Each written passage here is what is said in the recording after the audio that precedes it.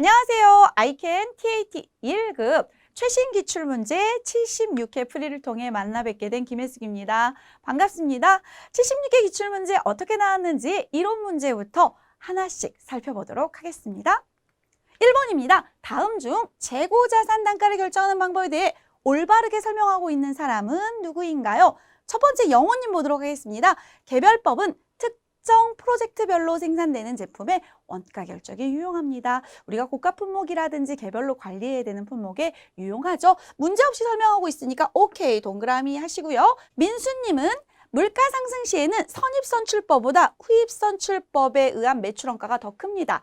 물가가 상승하고 있기 때문에 후입선출법, 후순위로 들어온 게 매출이 된다라고 먼저 빠져나가니 당연히 매출원가가 클 수밖에 없겠죠. 오케이. 상호님 보도록 하겠습니다. 저가법을 적용하는 경우 항목별로 적용하지 않고 모든 재고자산을 통합하여 적용하는 것이 원칙입니다. 여러분, 원칙은요. 저가법을 적용하는 경우 항목별로 적용을 해야 되는데 상호님이 설명을 잘못하고 있죠. 네 번째, 기영님 보도록 하겠습니다. 소매제고법은 일반 기업회계 기준에서 인정하고 있는 방법이 아니다. 우리 일반회계 기준으로 시험을 보고 있는데요. 일반회계 기준에서 소매제고법 인정하고 있습니다. 따라서 누가 제대로 말을 하고 있다. 영호님과 민수님이 제대로 말을 하고 있습니다. 영호님과 민수님이 답으로 산출되는 거 답은 1번 되겠습니다. 2번 문제 보도록 하겠습니다. 다음 자료를 토대로 주항공의 12월 30일에 결산 시 인식하여야 할 유형자산 손상차손 계산하면 얼마인가? 전년도 1월 1일에요. 기계장치를 구입을 했는데요. 1,200만 원에 구입을 했습니다. 내용연수 5년 잔존가치 0원의 정액법이면 연상각비가 어떻게 나올까요? 라고 계산해 볼까요? 네, 5일은 5, 20, 5, 4, 20에서 연 얼마예요? 240만 원씩 산출이 되겠네요. 그런데 전년도 1월 1일에 취득을 했고 이번 연도 12월 30일에 결산이기 때문에 몇 개 연도가 흘렀어요? 2개 연도가 흘렀죠? 그러면 감가상각 누계액 관련해서 얼마가 480만 원이 회계 처리가 되어 있겠다라고 보시고요. 올 12월 31일에 이 기계에 대해서 검토를 했는데 손상검사가 실시된 결과 매각 가능액이 300만 원이고 사용가치가 400만 원이다. 그러면 여러분 이 둘 중에 맥시멈 값이 비교값이 되겠죠? 둘 중에 맥시멈 값이 얼마예요? 400만 원이죠. 이 400만 원 하고요. 장부금액하고 비교를 해보도록 하겠습니다. 지금 우리가 1,200만 원에 구입한 기계를 감가상각 누계액 차감 계정으로 480만 원을 회계 처리를 한 상태라면 이 부분의 장부금액은 어떻게 될까요? 1,200만 원 마이너스 480만 원. 그럼 얼마예요, 여러분? 네, 720만 원 되겠죠? 그러면 720만 원이라고 하는 장부금액과 맥시멈 값 400만 원을 비교하니 얼만큼 떨어졌더라? 320만 원만큼 떨어졌더라. 이게 바로 뭐예요? 손상차손이 되겠죠? 따라서 답은 2번 손상차손 금액 320만 원으로 산출하도록 하겠습니다. 3번 문제 보도록 하겠습니다. 주식회사 항공의 매출채권 관련된 자료가 주어져 있고요. 올 결산 시 인식해야 할 대손상각비 금액을 물어보고 있네요. 올 1월 1일 날 매출채권 60만 원에 대손충당금 3만 원이 있었고요. 올 외상 매출 총액이 200만 원인데 현금 매출 없었다고 합니다. 그럼 여기까지 매출채권 상황이 어떻게 돼요? 260만 원이 되겠죠. 자, 그리고 현금으로 다시 회수한 매출채권 얼마요? 160만 원. 그러면 매출채권 잔액은 100만 원 상태까지 떨어지겠네요. 자, 올해에 대손 처리한 금액이 또 2만 원이 있대요. 그럼 2만 원만큼은 우리가 대손 처리했으니까 매출채권 잔액이 98만 원 되겠네요. 12월 31일 매출채권 중 회수 가능한 금액은 얼마가 회수 가능하더라? 90만 원이요. 그럼 여러분 대손으로 예정되고 있는 건 얼마예요? 8만 원이죠. 그런데 물어본 건 대손으로 예정된 8만 원을 물어본 게 아니고 대손상각비를 물어봤단 말이죠. 우리 앞서 2만 원에 대해서 대손이 확정됐을 때 기존 충당금이 3만 원이 있었기 때문에 2만 원을 차변에 대손 충당금 2만 원, 대변에 외상 매출금 2만 원을 했다면 대손 충당금 잔액은 얼마가 있었겠어요? 요거까지 회계 처리하면 만 원이 있었겠죠. 그런데 충당금을 얼마를 예측하고 있죠? 8만 원을 예측하고 있죠. 따라서 차변에 대손상각비 차액 7만 원, 대변에 대손 충당금 7만 원으로 회계 처리가 되므로 차변의 대손 상각비 7만 원으로 답을 해서 1번으로 답을 산출하시면 되겠죠. 4번 문제 보도록 하겠습니다. 1월 1일 발행한 사채에 대한 자료입니다. 옳지 않은 걸 골라보라고 하는데요. 우리 사채 회계 처리를 지금 발행 금액이 주어지지 않으니까 간단하게 주어진 정보만 가지고 해보면은요. 사채에는 액면 금액으로 회계 처리한다. 따라서 대변에 사채, 비유동부채의 증가 200만 원으로 회계 처리를 하고요. 차변에는 현금이 됐든 보통 예금이 됐든 관련된 금액이 들어올 텐데요. 유효이자율이 6% 상태고 액면이 5%면 할인 발행될까요? 할증 발행될까요? 네, 할인 발행이 되겠죠. 따라서 사채 할인 발행 차금이라는 계정이 차변으로 일부분 들어오겠네요.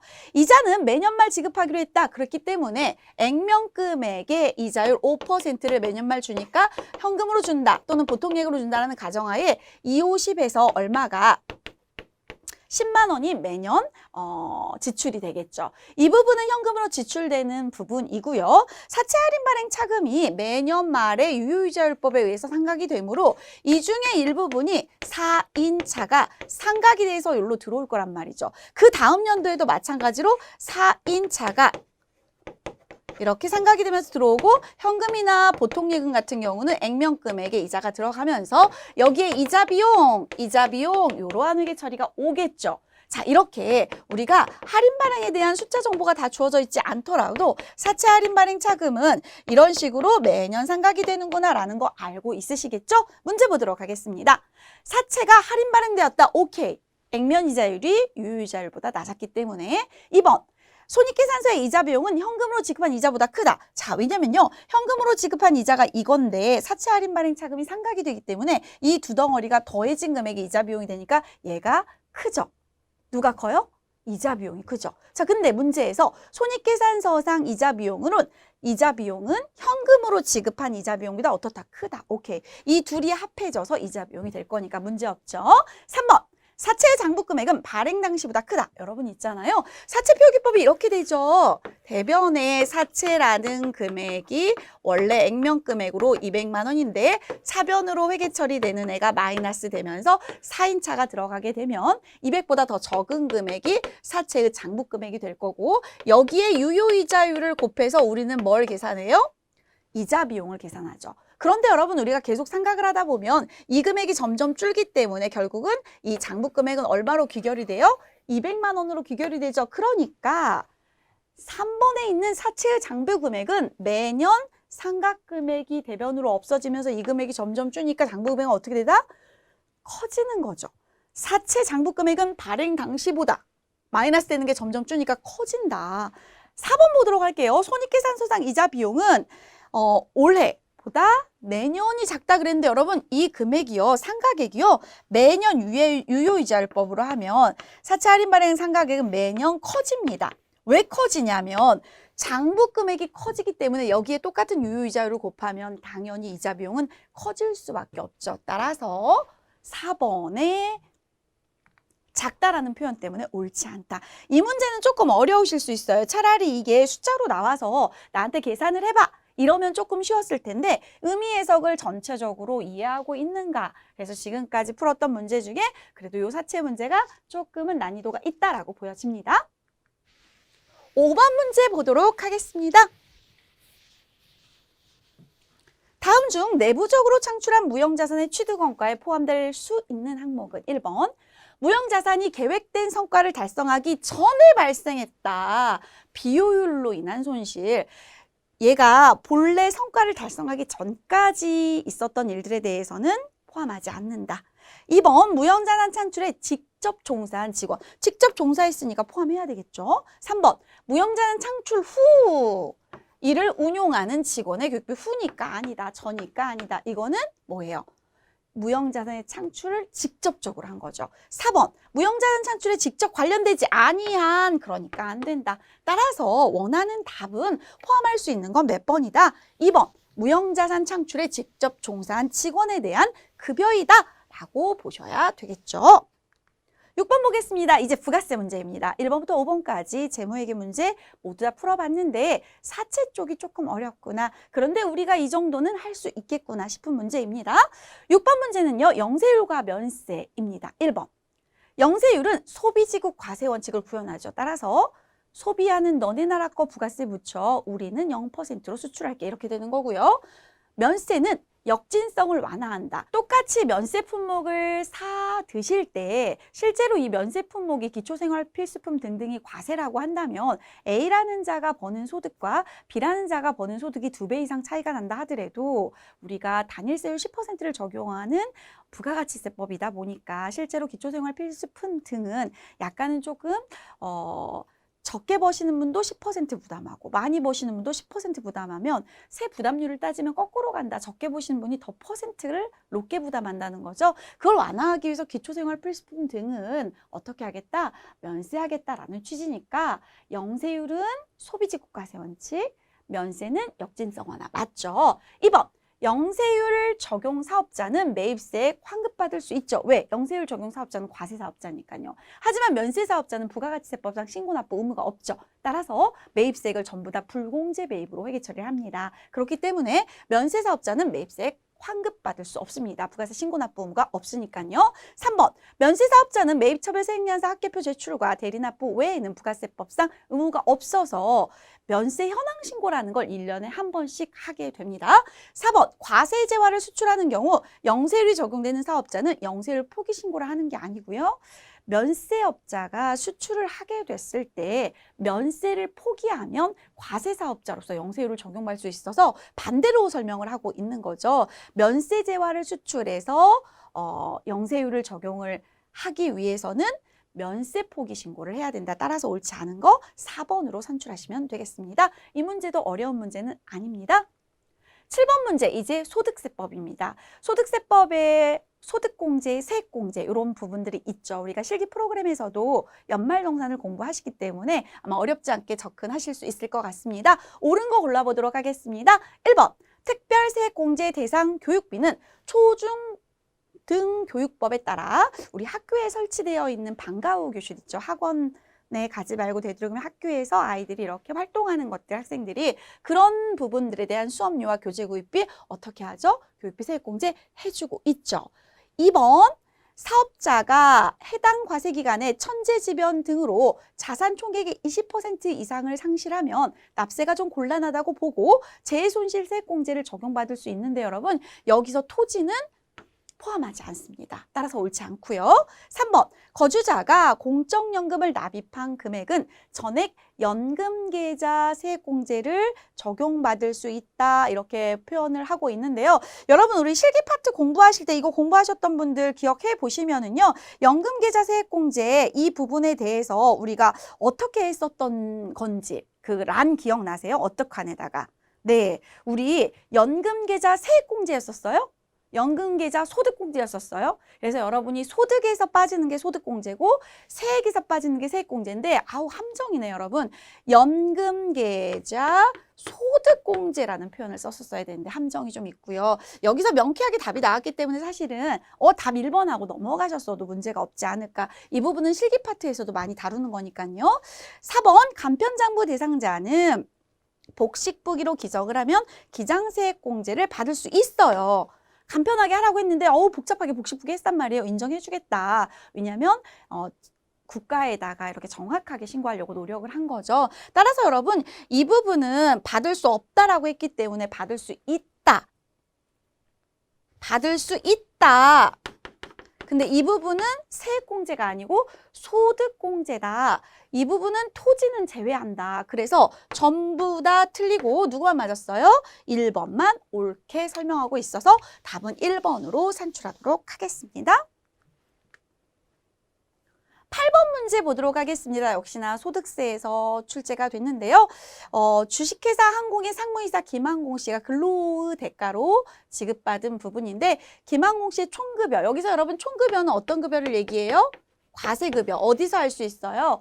우리 근로소득 원천징수 영수증 작업을 하실 때 근로소득 원천징수 영수증을 여시면 상단부에 총급여가 들어오죠. 이 총급여는 과세만 누구는 포함 안 해요? 비과세는 포함 안 하죠. 따라서 과세만 골라내시면 되는데요. 기본적으로 6천만 원 가져가시고요. 연간 상여금 그대로 가져가시는데 상여급여 지급 규정 초과해도 이 부분은 과세하죠. 그래서 여기까지가 얼마예요? 9천이네요. 자, 그리고 식사는요, 월 20만 원까지 비과세를 하죠. 그런데 이 회사 식대 많이 주고 있네요. 30만 원 주고 있어서 240만 원은 비과세이고 120만 원은 과세로 들어가겠죠. 또한 회사에서 식사를 제공하면 전액 다 과세인데 식사를 제공하지 않기 때문에 음식물을 제공하지 않기 때문에 월 20만 원 비과세고요. 5세 자녀의 보육비 관련해서 사용자로부터 보육수당 받으면 월 20만 원 비과세하죠. 따라서 이 금액 빼고 전부 다 이제 비과세가 되겠어서 여기서 원하는 게 총급여 쪽에 연결되는 과세 쪽 부분이니까 9,120만 원으로 산출해 보도록 하겠습니다. 따라서 답은 2번 되겠습니다. 9번 문제 보도록 하겠습니다. 법인세법에서 업무용 승용차 관련 내용이 나왔네요. 이 내용으로 옳지 않은 거 좀 찾아보도록 하겠습니다. 1번, 업무 전용 자동차 보험에 가입하지 않은 경우 업무용 승용차 관련 비용은 전액 송금불산입을 합니다. 그러니까 강제적으로 업무 전용 자동차 보험에 가입하세요 라고 되어 있죠. 자, 그런데 여러분 이 문맥을 보니까 기타 사회 유출로 소액 처분한다. 이건 여러분 상황에 따라서 귀속사에 따라서 상여로 될 수도 있고 귀속자를 따져서 해야 되는데 전체가 기타 사회 유출이다. 이러면은 이제 이 부분의 설명이 옳지 않은 걸로 돼서 답은 1번으로 먼저 산출하고 가보도록 하겠습니다. 이 업무용 승용차 관련된 내용을 보고 귀속자가 누구냐에 따라 상여가 될 수도 있고 그 귀속자에 따라서 간다라고 보셔야 되겠죠. 2번, 업무 전용 자동차 보험에 가입한 경우는 업무용 승용차 관련 비용에 업무 사용 비율을 곱해서 소금으로 그 업무에 사용한 것만큼 인정을 해주고 있습니다. 3번, 업무 사용 비율은 총 주행거리에서 업무용 사용거리가 차지하는 비율로 계산을 하는데 출퇴근 거리는 업무용 사용거리로 인정받을 수 있습니다. 왜냐하면 출근하면서 이제 퇴근하면서 요 과정들이 전부 다 업무하고 연결되는 걸로 보고 있기 때문에요. 4번, 업무 전용 자동차 보험에 가입한 경우 업무용 승용차 관련 비용은 1,500만 원 연 기준, 이 1,500만 원 이하이면 운행 기록부가 없어도 작성이 없어도 전액 업무 사용 금액으로 인정받을 수 있다. 따라서 옳지 않게 설명한 거 1번으로 답을 산출하도록 하겠습니다. 답은 1번, 업무 전용 자동차 보험에 가입하지 않은 경우 업무용 승용차 관련 비용은 전액 송금 불산입하고 여기까지는 맞는데 무조건 기타 사회유출 소득 처분이 아니고 그 귀속자가 누구냐에 따라서 상여, 기타 등등으로 소득 처분을 따진다라는 거죠.